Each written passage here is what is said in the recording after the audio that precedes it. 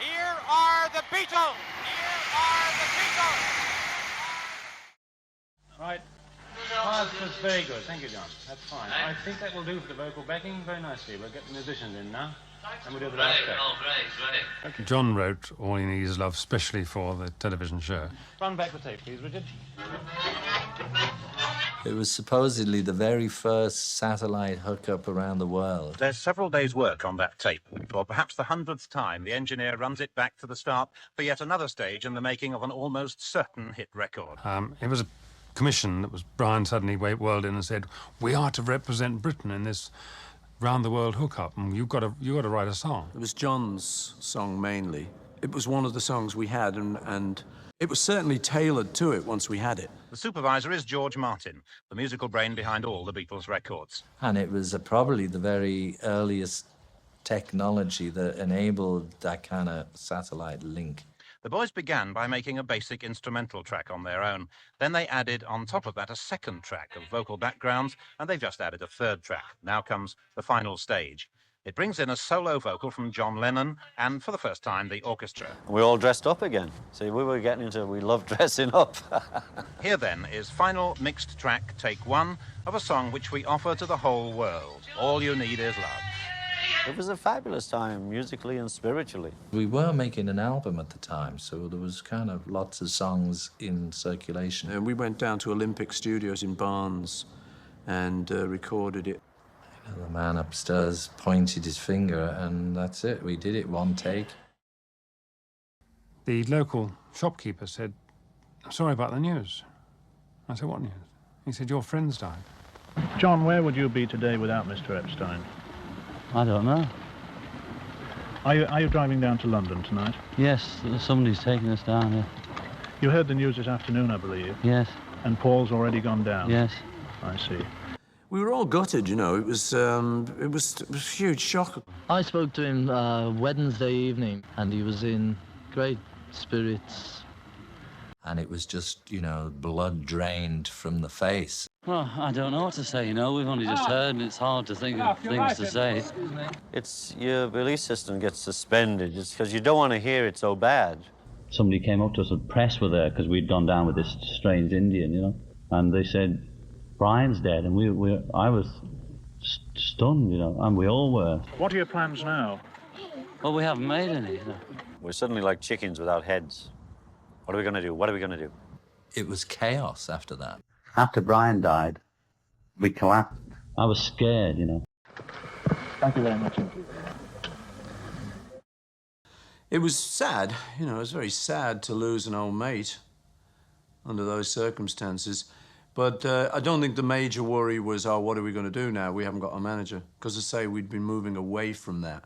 But Paul made an attempt to carry on as if Brian hadn't died, you know, by saying, now, boys, we're going to make a record. The meeting at Paul McCartney's house came only a few days after Brian Epstein's death, which was over August Bank Holiday weekend in 1967. I think Paul had a tendency to come along and say, well, he's written his 10 songs, let's record now.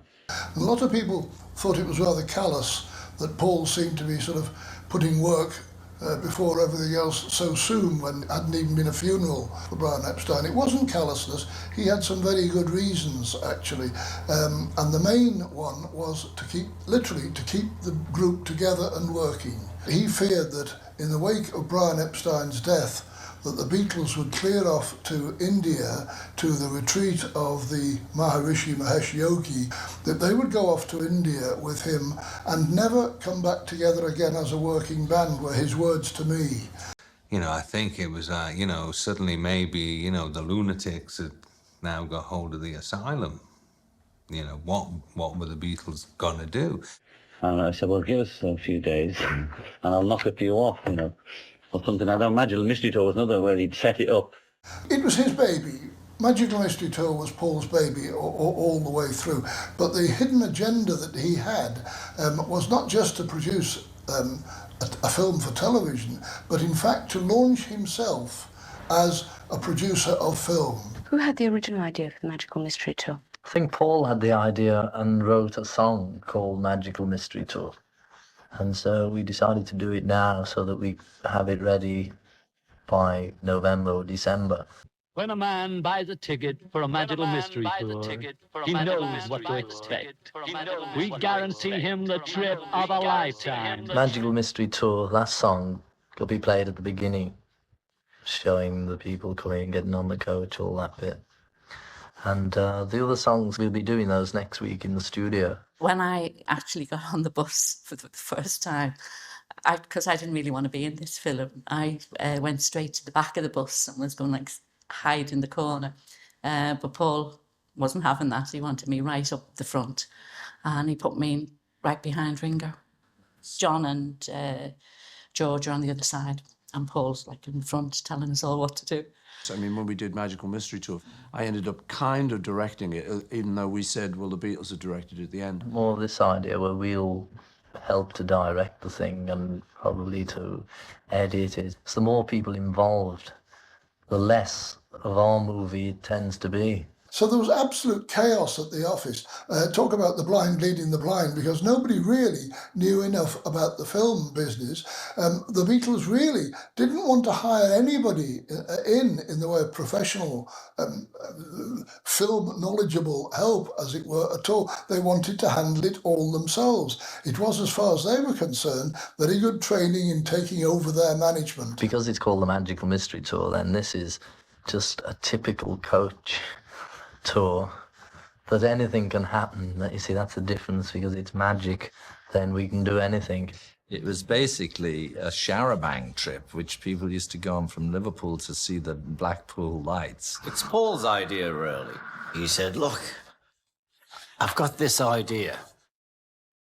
He showed me this now famous clock face or cake or whatever you want to call it on a piece of paper, where he had drawn very carefully segments of the programme. It actually moved from that circle to this.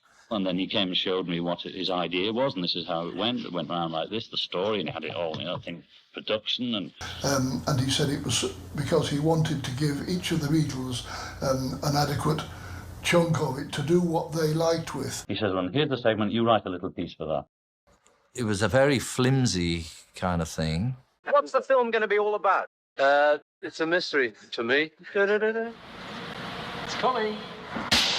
Where's the bus? The bus is 10 miles north on the Dewsbury Road.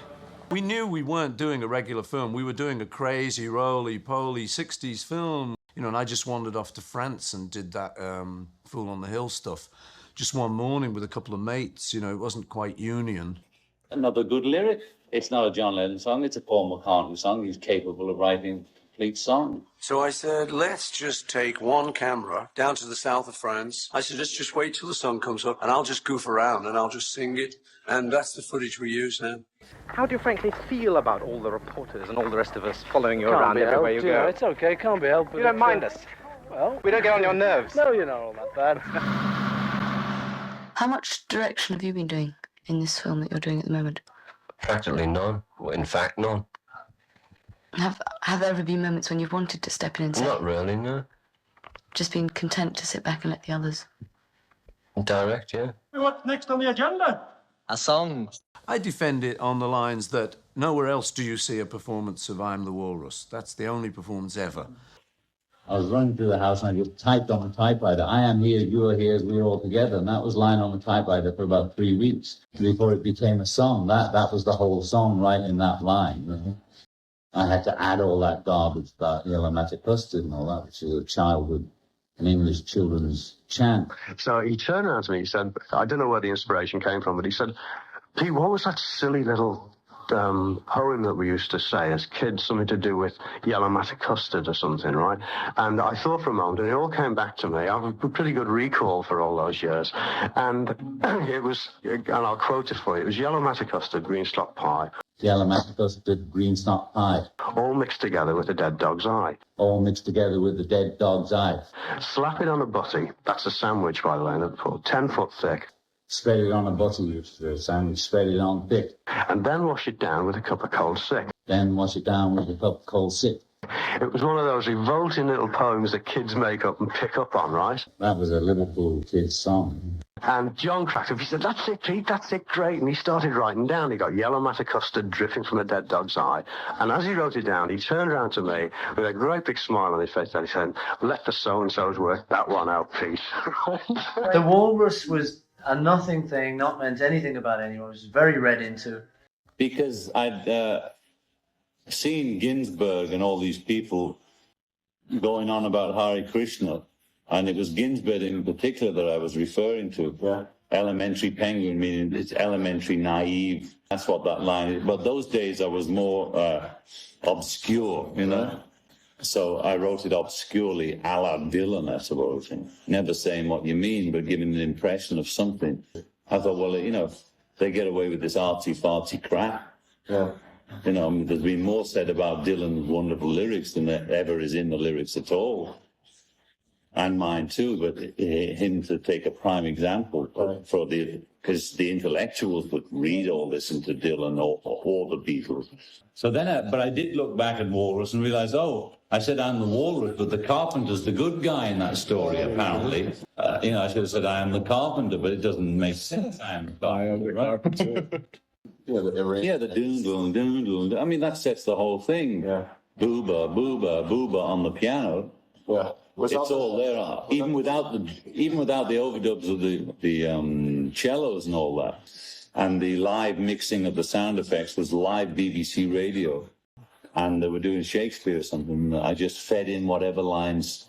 Meaning, had we done another mix after, you would have got another set of strange talking on the end. Oh, but it wasn't selected, it was selected by God, you know. I just had a radio in the room that was tuned to some BBC channel all the time, and we did about, I don't know, half a dozen mixes, and I just used whatever was coming through at the time. I never knew it was King Lear till years later somebody told me, because I could hardly make out what he was saying. Oh, untimely death! A serviceable villain, as duteous to the vices of thy mistress as badness would desire. What? Is he dead? Sit you down, father. Rest you. You see, there was always good songs. There was a couple of good songs. Your mother should know. You know, I quite enjoyed that. My fondest and never forgotten memories of my work with the Beatles for the film Magical Mystery Tour will be of laughter and happiness. Well, I had a black carnation because they'd run out of red ones.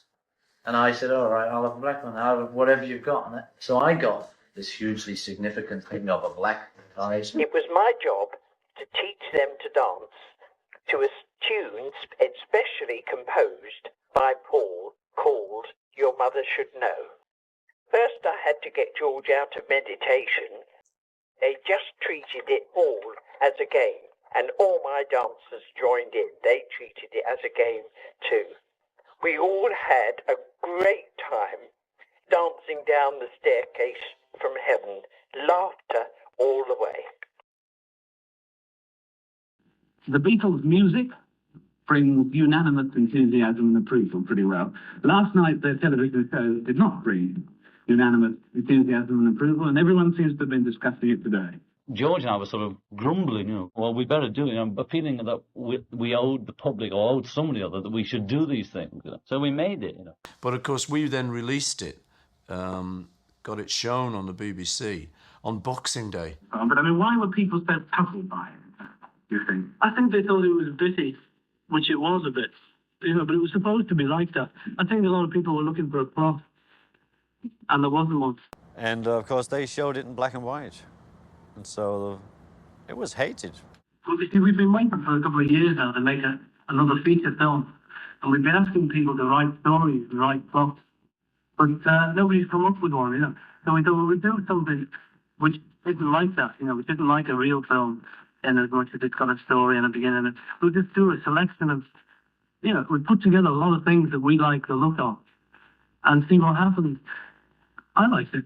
The Beatles met with very, very mixed opinions from the critics when Magical Mystery Tour was first shown, which was at Christmas at the end of 1967. Oh, they all had their chance then to say they've gone too far. Who do they think they are? What does it mean? Did you have a point in mind when you? Some point to get across the thought when you did it? No, that's the trouble. It thinks that you've got to do everything with a point or an aim, but we tried this one without anything. So that was really slated, but of course when people started seeing it in colour, they realised that it was a lot of fun. The BBC were heavily criticised for having shown it in black and white, but then they had no alternative because BBC One at the time was black and white. The only way of getting it to be transmitted in colour was to put it on the much lesser watched BBC Two. But the thing is that Magical Mystery Tour relied, as a movie, very heavily indeed on colour. And to see it in black and white robbed it of a lot. Can it be a success when people don't like it? But did Mystery Tour put you off making a film completely yourselves? Yeah, we're only ever going to be cartoons forever now, because they really put us off those. It's a new career Those piece. no good damn critics.